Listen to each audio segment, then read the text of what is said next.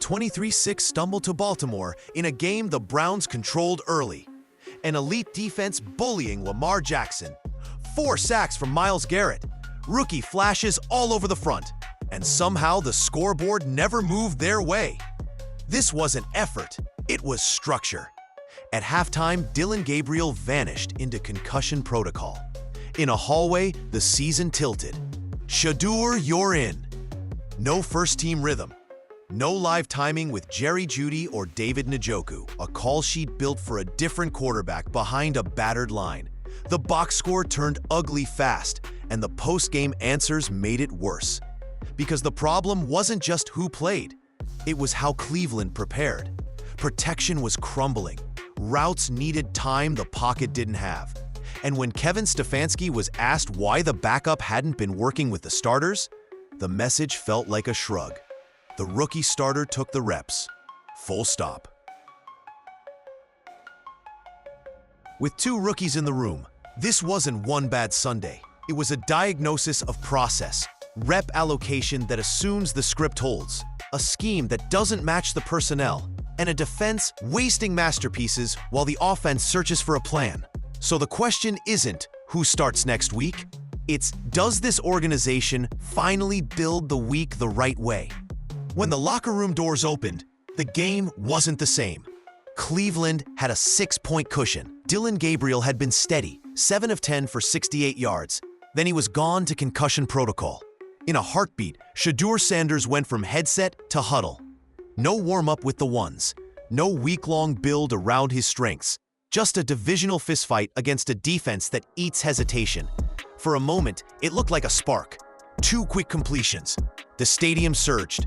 Then the Ravens adjusted. Simulated pressure. Slot fires. Late safety spins that erased first reads. 7 straight incompletions later, the buzz was gone, and the pocket felt smaller on every snap. The final line was harsh. 4 for 16, 47 yards, 1 interception, 2 sacks. On paper, that says overmatched. On tape, it says misaligned. The call sheet was tailored for Gabriel. Deeper progressions, static launch points, routes that need time to bloom. Sanders is a rhythm and movement passer. He thrives when the launch point shifts, the reads are defined, and the ball is out before the rush arrives. None of that showed up early enough. Protection didn't buy time to compensate. With injuries across the line, interior push arrived at 1.5 seconds. That kills step 5 concepts and forces late balls into tight windows. When timing with the primary targets isn't built, those windows vanish even faster.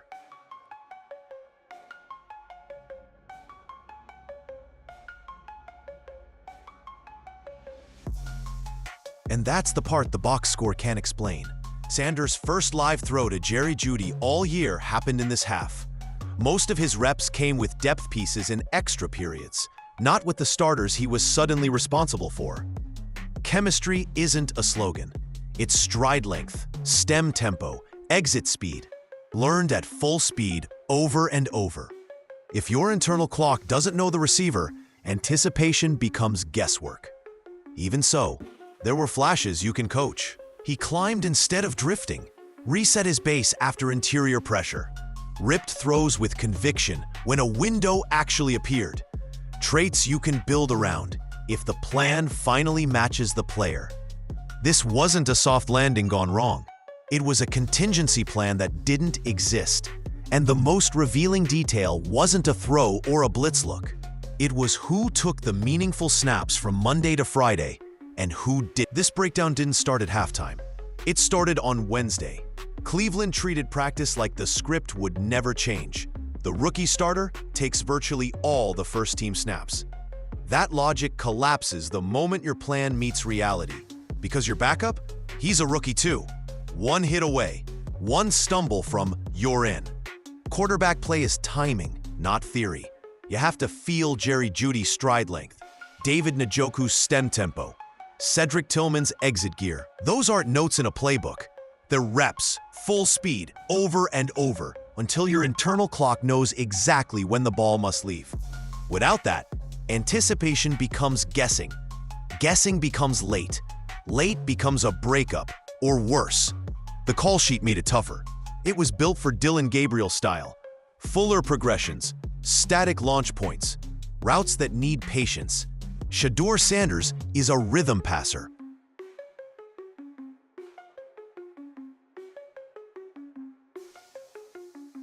He thrives on movement throws, defined reads, and getting the ball out before pressure arrives. Ask him to play someone else's game without timing to WR1 tight end 1, and you're not evaluating him. You're stacking the deck. This isn't about shielding a rookie. It's about preparation. Smart staffs bake contingency into the week. 10 to 15 first-team snaps for the QB2, minimum. Live routes with the starters. Protection checks with the starting center. Blitz pickup with the back he'll play with. A few 2-minute sequences so cadence, signals, and sight adjustments are second nature when chaos hits. Cleveland didn't do that. And when chaos hit, the cost showed up on every snap. There's also the perception problem. Rumors suggest some assistants question the narrow rep split even before kick. Reports claim others wanted the 2-minute menu expanded for Sanders. None of that is confirmed. But it matches what the tape says. A rookie asked to run a plan that wasn't his, at a speed he hadn't repped, against a defense designed to punish hesitation. And once the ball was snapped, the margin for error shrank even more. Because even a perfect rep plan can't save concepts that need 3 seconds when the pocket gives you 1.5. The next issue wasn't philosophical. It was physical. The protection couldn't hold, and the scheme didn't help it. You can't run a patience offense with panic protection. By kickoff, Cleveland's front was stitched together. Cam Robinson headed for an MRI, Dom Jones nursing a left knee, Jack Conlon a right knee. Communication was fragile. The Ravens attacked the soft spots on purpose. A-gap mugs, sim pressures, creepers that replaced rushers post-snap. Slot fires, the concepts called routes that needed 2.7. The math never added up. Static launch points magnified every leak. Deeper progressions asked a rookie to wait on windows that never opened. Without true hot rules wired in, throws became survival. Drop, hitch, collapse, ball out late, or not at all. There were simple helpers that should have shown up early and often. Slide the line to heat and replace the extra with an RB check release. Chip the wide edge with the TE, then leak late. Condense splits and use bunch stacks so receivers win clean and fast. Live in quick game. Stick, slant flat, spacing, speed outs to reset rush tempo. Move the spot with sprint outs, nakeds, and keepers. Cut the field, cut the reads. Tag screens and Cleveland too often paired verticals with 5-man protection against disguise and speed. That's not aggressive. That's generous. Protection isn't just blocks, it's answers. If the nickel fires, the back replaces. If the safety spins late, the sight adjust is automatic. If the A-gap mugs, slide it and build the hot where the blitzer left. Those rules slow the rush because defenders know the ball will beat them. Without them, the rush gets braver. Tempo could have helped too. Go fast after an explosive to steal a vanilla look. Slow it before a key down, so protections are perfect and coverage declares. Cleveland got stuck in one pace while Baltimore changed gears every snap. The result was predictable. 3rd and manageable turned into 3rd and long. Negative plays piled up, and every 3 and out flipped the field back to a defense begging for a breather. And here's the sting. The defense answered anyway. They played well enough to win again, which is why what happened next hurts even more. This is what winning defense looks like, everywhere but on the scoreboard. Myles Garrett put together the kind of night that tilts award races. 4 sacks on Lamar Jackson isn't a hot streak, it's dominance. He collapsed edges, flattened angles, and turned 3rd downs into punting downs by himself. Around him, the front swarmed. Carson Schlesinger played with veteran eyes. Trigger, arrive, finish. Mason Graham had his most disruptive snaps of the season. Mike Hall flashed at the right moments, squeezing lanes and forcing bounces into help. The results were textbook. Baltimore's red zone trips turned into kicks. Screens died early. Boot action got swallowed by disciplined edges. Even the headline threats were managed, yards coming hard and sideways. If you drew up a defensive plan to beat a contender, it would look like this. So why did it feel like pushing a boulder uphill? Because every answer on defense fed another question on offense. Field position flipped the wrong way after 3 and outs. Sudden change stops weren't rewarded with points, just more snaps. By the fourth quarter, the math turned cruel. The unit that earned the right to rest had to run back out. Again, effort doesn't crack in those moments. Belief erodes when effort never turns into separation. This is the hidden cost of misalignment. When the offense calls deeper routes behind a leaking interior, the clock dies before the sticks move. When third and manageable becomes third and long, you punt back into a short field. When protection doesn't include built-in answers, the ball doesn't beat the blitz, and the defense gets the bill. The shame is how rare this defensive window is. You have a true game wrecker in his prime, a rookie playing beyond his years, and interior pieces ascending together. On most teams, that's the spine of a playoff run. In Cleveland, it's becoming a weekly masterpiece without a frame. Complementary football isn't a buzzword. It's time of possession leaning your way, a punt that pins, a third down menu that respects what your defense just did. Play that way, and Garrett's sacks become points. Don't, and they become footnotes. And that brings it back to leadership. If the plan doesn't help the defense cash its stops, it isn't a plan. Which is why what came from the podium after the game landed so poorly, and why the next steps have to sound different and look different. After a loss like this, the microphone becomes the map. Cleveland asked why Dillon Gabriel entered concussion protocol. Kevin Stefanski's answer was vague. Checked at halftime, details unclear. That isn't clarity, it's distance. Your quarterback leaves a divisional game for a head issue, and the message can't be, "We'll see." Players and fans listened for a plan. They heard placeholders. Pressed on Shedeur Sanders, the response was the same greatest hits. He battled, "We'll look at the tape, things to clean up." True and empty. When a rookie is thrown in cold, you outline the fix. You don't just describe the mess. Then came the rep question, the one that matters when both quarterbacks are rookies. Why didn't the backup get first-team timing? Stefanski leaned on the default. Starters need the reps, especially rookies.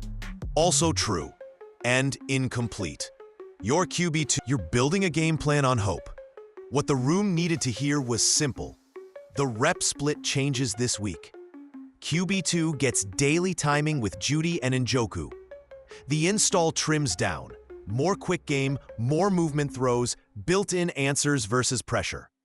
Protection ties to rules. If the nickel fires, the back replaces. If safety spin late, sight adjusts are on. Early script guarantees defined completions to settle the pocket and sync timing. Say that, and the locker room exhales. The defense believes their effort will be matched. The offense knows where to start. Instead, the podium sounded like stall speed, language that avoids turbulence without changing altitude. Here's the irony. The film supplied what the mic did not. In the final minutes, Sanders ran the offense with poise, climbed instead of drifted, lived for the next snap, ripped when windows appeared, and nearly hit a game changer to the one receiver he's repped with the most. That sequence pointed to a path. Shrink the call sheet, move the launch point, build timing with the actual starters, and reward your defense with possession. Words could have sketched the route. The tape drew it anyway.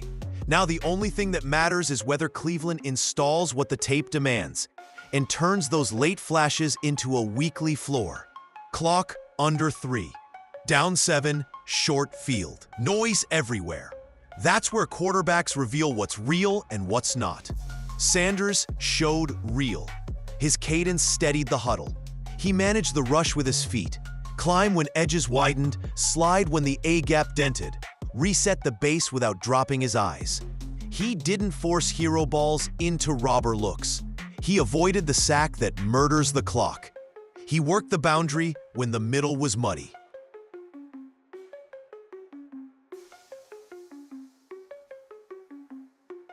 That's situational football, not survival. You also saw conviction. When a window presented, he let it rip. No double clutch, no hitchy feet. And the would-be knockout to Gage Larvidon? That was trust, not a coin flip. It tracked the reps they've taken together, how Gage leans at the stem, when he hits top gear, where the high point lives. Different night? That's 6. The sequence matters because it isolates coachable anchors. Functional mobility that defeats the first hand and buys a beat. Pocket control, shoulders square after contact, eyes level. Clock management, live for the next snap, not the viral throw. Defined reads hit on time when the picture is clean. The numbers won't reward that drive. The locker room will. Coaches will. Because the question inside a building isn't, did he win the game? It's, does this hold up when we build around it? On this tape, now translate it from a moment to a menu. Start his Sunday with rhythm throws. Stick, slant flat, speed outs to sink eyes and feet. Move the launch point early with sprint outs and keepers so the rush chases air, not a spot. Tie in a few half-field reads against pressure. Flood, snag, shallow cross with a sit. So he's decisive, not exposed. Pair that with one max protect shot when the picture is clean. And give those reps to Jeudy and Njoku all week so the internal clock matches their stride. That last series didn't erase the night. It mapped the start of a plan. Simplify, speed the ball, move the spot, and let the defense breathe. Flashes don't fix seasons, but flashes tell you where to begin, which is the point of the stretch run. Use the rest of the schedule to pivot from hope to structure and learn fast. The standings still whisper maybe. The tape says, stop pretending. That's fine, as long as Cleveland treats the rest of this schedule like a build, not a blur. Make a decision and a line behind it. Give Shedeur Sanders a full QB 1 week. If Dylan Gabriel clears protocol, let him take early week looks. But by Wednesday, the ones need one cadence, one voice, one plan. Splitting the room splits the results. Architect the week around timing. Daily full-speed routes with Jerry Jeudy, David Njoku, and Cedric Tillman. Press, leverage, contested windows. Center QB cadence and protection checks with the actual starting 5. RB blitz pickup tied to the calls Sanders will use on Sunday. A 2-minute period every day so the late game version becomes the everyday version. Trim the menu so it plays fast. Open with quick gain families, stick, slant flat, spacing, speed outs to reset the pocket tempo and build easy completions. Layer in RPO, glance, and bubble when the box loads. Move the launch point with sprint outs, nakeds, and keepers so he's reading half the field with his feet under him. Tag a screen or draw to punish pressure.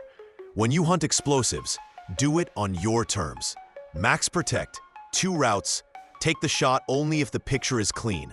Manage pace on purpose. After a chunk gain, go tempo and steal a vanilla look. Before a money down, slow it, fix the protection, and force coverage to declare. Third and manageable, should live in his comfort zone.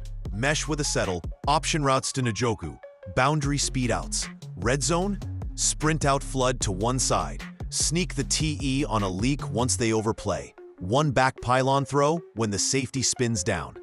Measure what matters so the locker room believes the pivot is real.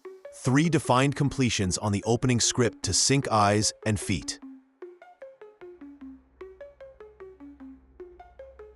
Negative plays reduced by 1/3. Sack rate capped under 6%. Third down conversion at 40% plus. with a menu he owns. Time of possession tilted your way by design, not accident. 2 designed keepers per half to punish over pursuit and slow the rush. Grade the process, not just the score. Did the launch point move? Did the pressure answer show up? Did timing with Judy and Njoku improve on tape? Those answers drive march, line help, receiver profiles, or a reset. Do this, and the defense finally gets paid off with breathers instead of burdens. Don't, and the bill for waiting comes due, with interest. Waiting isn't neutral. It's a choice with a bill.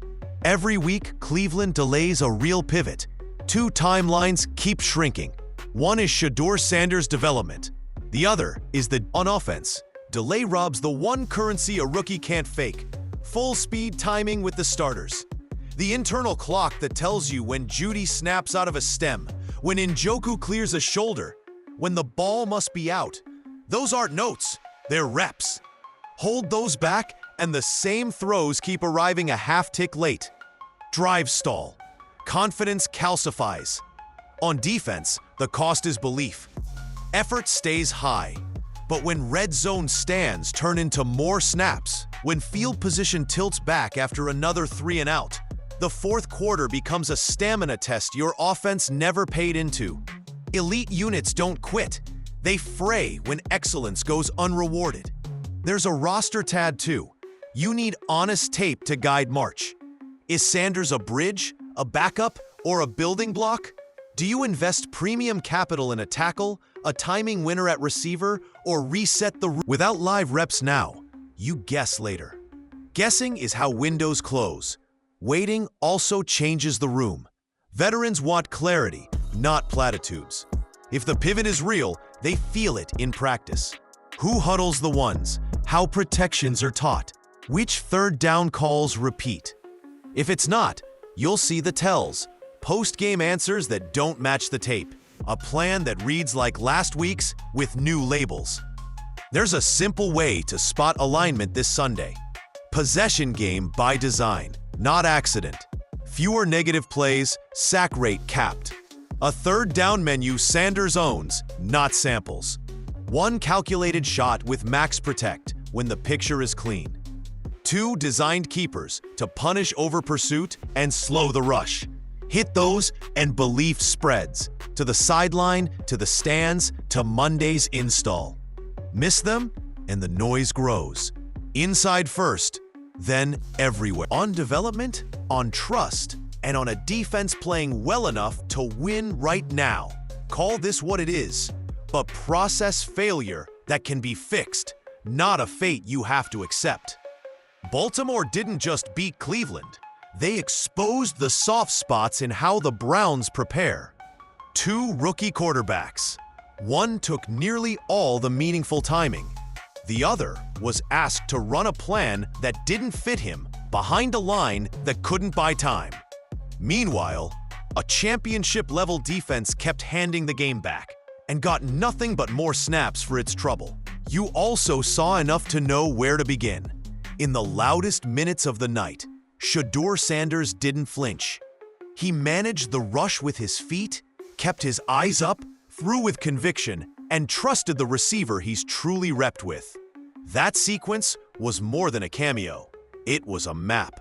Faster decisions, a moving launch point, timing with the actual starters, and complementary football that rewards stops with possession.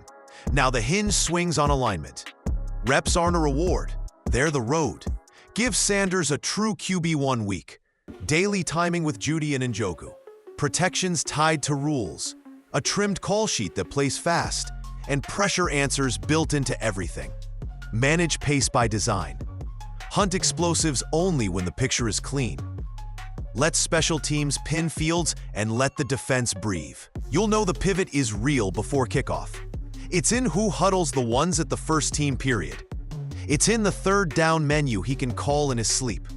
It's in the opening script, landing 3 defined completions that sync eyes and feet.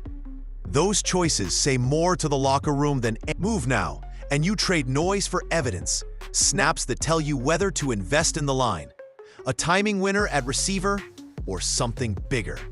Sanders told you who he is: accountable, steady, unshaken by the moment. The defense told you who they are: good enough to carry wins if they're not asked to carry the plan. It's on the building to match both truths with structure. Pick a direction, build the weak, play to your strengths, and let the work turn a diagnosis into a pivot the whole city can feel.